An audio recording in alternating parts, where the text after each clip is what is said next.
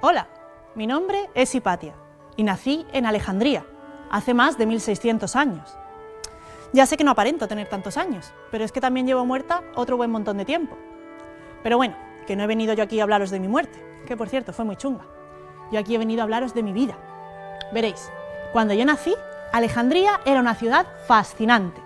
Teníamos un faro, el primero que se construyó en todo el mundo, y una biblioteca enorme, donde podías encontrar todos los libros más chulos de aquella época. Mi padre era Teón, el director de la biblioteca, y mi madre era profesora de música. A mí me gustaba tanto estar en la biblioteca que ellos decidieron que me educase allí. Porque os voy a decir una cosa, que ahora os parecerá una locura, pero es que cuando yo era pequeña, a las niñas no nos dejaban ir a la escuela, que decían que nosotras no necesitábamos aprender cosas. Ya ves tú qué tontería. En fin, menos mal que mi padre y mi madre sí eran gente sensata, y ellos quisieron que yo estudiase. Y lo hice allí, en la biblioteca, con mi padre. Él era matemático y astrónomo, de muchísimo prestigio. Y yo, pues lo mismo. Bueno, lo mismo no, que dicen que acabé siendo más lista que él, que interpreté los libros de matemáticas con gran acierto, que hice muchos descubrimientos sobre las órbitas de los planetas, que inventé nuevos instrumentos y que perfeccioné muchos otros, como por ejemplo el astrolabio. Es una palabra un poco rara, ¿no? Astrolabio. Veréis, astro en griego significa estrella y labio significa buscador, así que un astrolabio es un buscador de estrellas. Y resulta que buscar estrellas en el cielo es muy útil. Este invento tenía muchísimas aplicaciones. Por ejemplo, así es como en mi época sabíamos la hora que era. Y como os decía, este aparato ayudé a perfeccionarlo yo. Vamos, que gracias a mí funcionaba muchísimo mejor. Y además de inventora, yo también era escritora. Y daba clases de matemáticas, de astronomía, de filosofía. Era una maestra súper importante. Mis alumnos venían de todas partes del mundo solo para que yo les explicase. Había de todo, nobles, políticos, militares. Algunos acabaron dirigiendo la ciudad de Alejandría y siempre que tenían que tomar una decisión importante, venían a consultarme a mí. Decían que yo era muy calmada, muy sensata, muy inteligente y confiaban mucho en mi criterio. Aunque no os creáis que todo el mundo en mi época me quería tanto, que había por allí algunos que eso de que una mujer tuviera tanta influencia no les parecía bien. Pero bueno, a mí eso nunca me importó. Yo era feliz estudiando, aprendiendo y ayudando a otros a aprender. Y a eso dediqué toda mi vida. Hay una frase que yo siempre le decía a mis alumnos: defiende tu derecho a pensar, porque incluso pensar de manera errónea es mejor que no pensar. No es porque sea mía, pero es una gran frase. Y bueno, yo ya me despido, a ver si pasan los años y alguien inventa algo.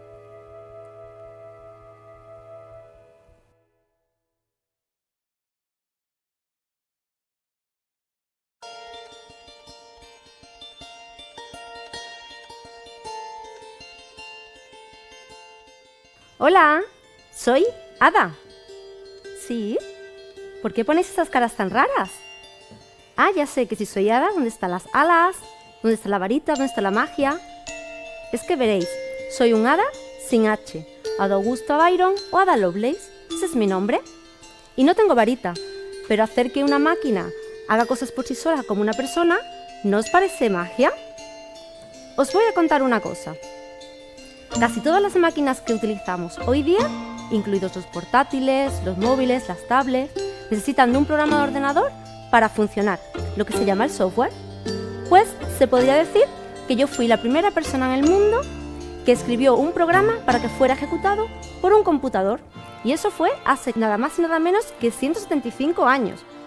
Ese ordenador fue diseñado por mi maestro y amigo Charles Babbage para hacer cálculos con números.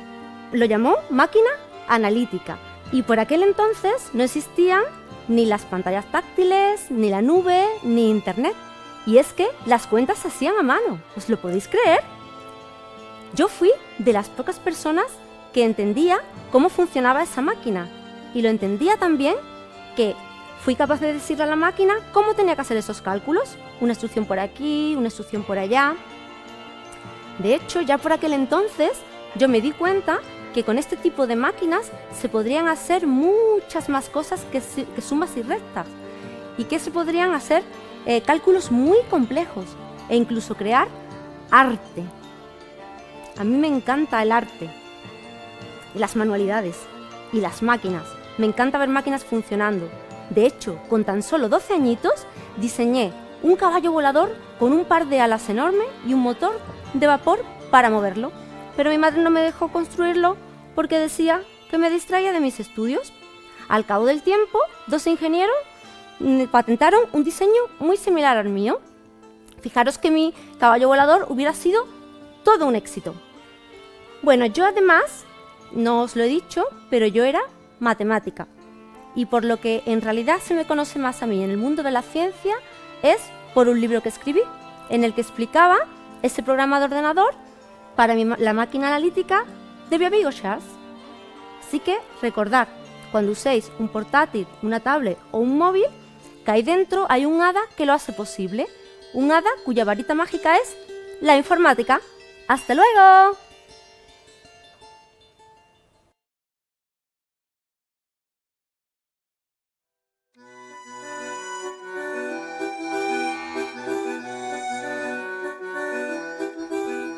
Hola, soy María Sklodowska y nací en Varsovia, la capital de Polonia, hace 150 años, pero tuve que irme a Francia para cumplir mi sueño de estudiar en la universidad.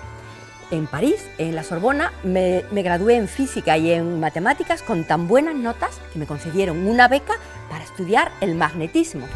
Y con el magnetismo llegué hasta Pierre Curie, la persona que más sabía de eso. Y Pierre y yo tanto nos atrajimos que nunca más nos separamos. ¿A que no sabéis cómo hicimos nuestro viaje de novios? Montados en unas bicicletas. Hoy es bastante normal que las personas vayan en bicicletas, pero en mi época no, particularmente las mujeres. Cuando volvimos de nuestro viaje de novios, yo decidí que quería estudiar unos rayos misteriosos que acababan de ser descubiertos. Eran tan nuevos que ni siquiera tenían nombre y lo primero que yo hice fue inventar una palabra para nombrarlos: radiactividad. Eso mismo que hoy se sigue usando para tratar el cáncer, la radioterapia. Y como yo era la persona que más sabía sobre eso, me concedieron el premio Nobel, junto con Pierre Curie, mi marido, y con Henri Becquerel, su descubridor. Es ese mismo premio Nobel tan famoso que hoy día sale en todos los periódicos y en las televisiones. Cuando todo parecía perfecto, Pierre murió y yo estuve muy triste, pero me recuperé investigando y dando clases. Fui la primera mujer en 600 años de historia profesora en la Universidad de la Sorbona. Y poco después me concedieron otro premio Nobel, esta vez a mí sola, por haber descubierto 2 nuevos elementos químicos, el radio y el polonio, que yo llamé así en honor a mi país natal, Polonia. Y bueno, entonces comenzó la Gran Guerra, la Primera Guerra Mundial, y yo decidí ayudar a Francia, mi país de adopción. Os preguntaréis, ¿cómo? ¿Sabéis esos aparatos que se usan para haceros una radiografía si os rompéis un brazo o una pierna?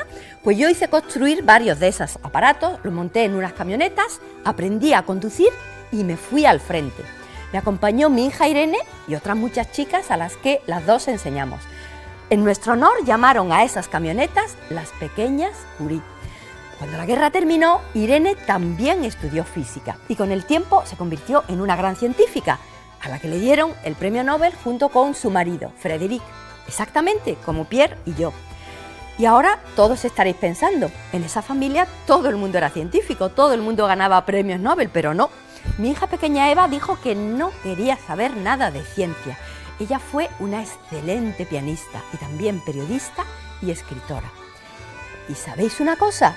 En realidad yo no soy famosa por lo que descubrí o por los premios que me concedieron, sino porque mi hija Eva escribió un libro precioso sobre mi vida, que como veis estuvo llena de cosas fascinantes, como espero que estén las vuestras.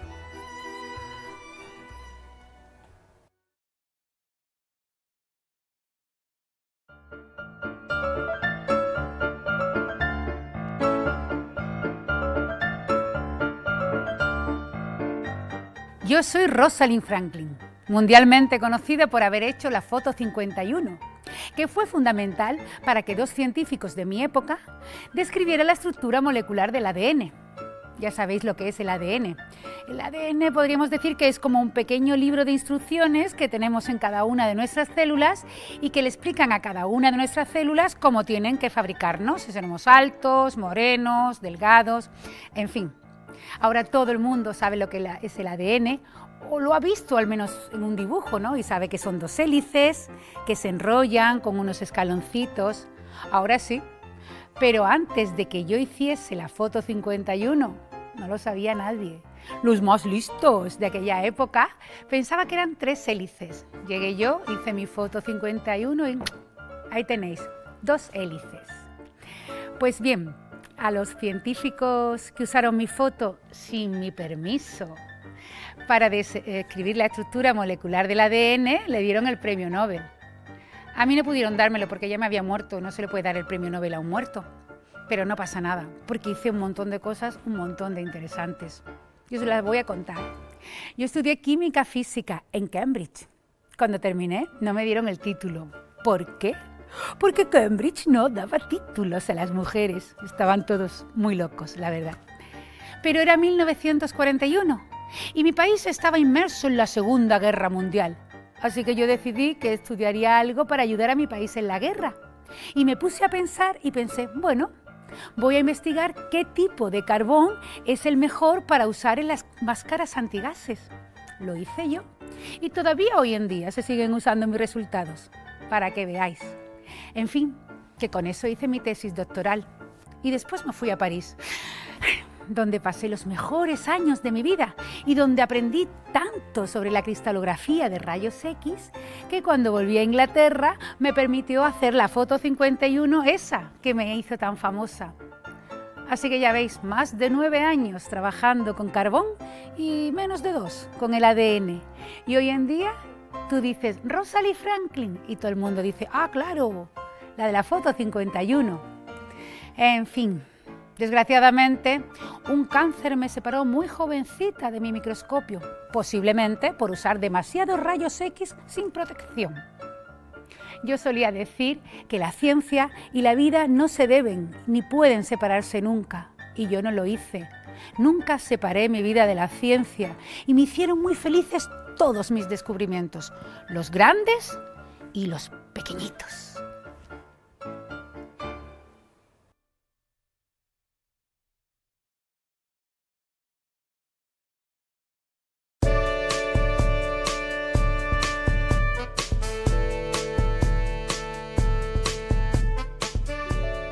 Hello, soy Hedy Lamarr.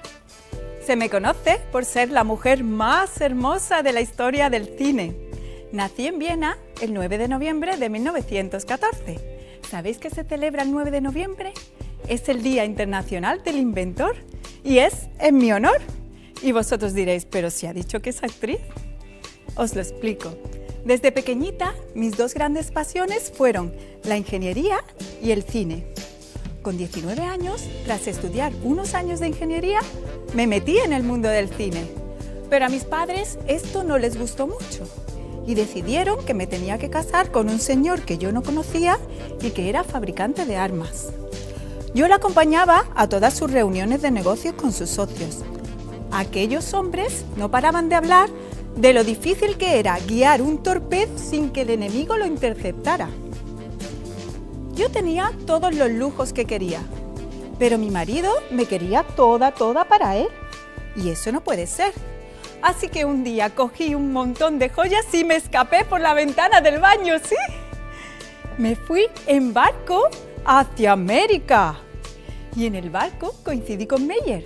Sí, Meyer, el de la Metro-Goldwyn-Mayer. Me hizo un contrato que me abrió las puertas del cine americano. Protagonicé muchas películas. Si le preguntáis a vuestros abuelos, seguro que se acuerdan de la película Sansón y Dalila. Fue todo un éxito. Y yo era Dalila, ¿eh? Entonces, la Segunda Guerra Mundial llegó a los Estados Unidos. Y yo quería ayudar al país que me había acogido. ¿Recordáis eso que os contaba sobre los misiles? Veréis, el misil se dirige con unas ondas que viajan con una frecuencia, como las frecuencias de la radio. Si el enemigo encuentra la frecuencia que estamos usando, entonces estamos perdidos. A mí se me ocurrió una manera de evitarlo. La idea era muy sencilla. Imaginaos que queréis hablar con un amigo o una amiga sin que nadie más se entere de lo que habláis. Si habláis todo el tiempo en castellano, la persona que os está escuchando lo va a entender todo. Pero si os ponéis de acuerdo para hablar 5 segundos en castellano, 8 segundos en inglés, 9 segundos en ruso, a la persona que escucha no le da tiempo de cambiar de diccionario y entender lo que habláis. Pues algo así fue lo que yo inventé. Pero tuvieron que pasar 20 años para que todos reconocieran que mi idea era realmente revolucionaria. ¿Cómo que por qué? A ver, porque la forma en que funcionan los móviles, el wifi y muchas cosas más se basan en esa idea que yo tuve. Y por eso dicen que soy la abuela del wifi. Pero vamos, ¿vosotros habéis visto alguna vez una abuela con este glamour? Hoy me tengo que ir ya, pero no os vayáis, que vienen las científicas del presente. Bye, bye.